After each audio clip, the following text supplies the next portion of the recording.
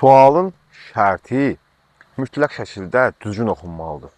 Əziz şagirdlər, əziz müəllimlər, sizdə. Məsələn, burada mənim demək istədiyim nədir?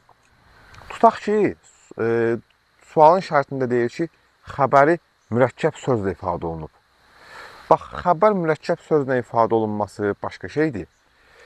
Xəbərin mürəkkəb olması başqa şeydir. Bu eynilə mübtədəyə də aiddir, təyinə də aiddir. Məsələn, bir dənə nümunə verim də. Deyirəm ki, həyətimizdəki güllər cürbəcürdür. Burada xəbərin mürəkkəb sözlə ifadə olunub. Xəbər mürəkkəb deyil ha. Xəbərin ifadə olunduğu söz nitq hissəsi, mürəkkəb sifətdir. Bu başqa şeydir. Bir də var deyirsən ki, xəbər mürəkkəbdir. Xəbər mürəkkəb nə deməkdir? Bura bizim həyətimizdir. Bizim həyətimiz söz birləşməsidir.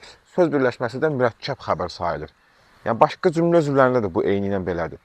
Yəni sualın şərtində bu məqama mütləq şəkildə diqqət edin.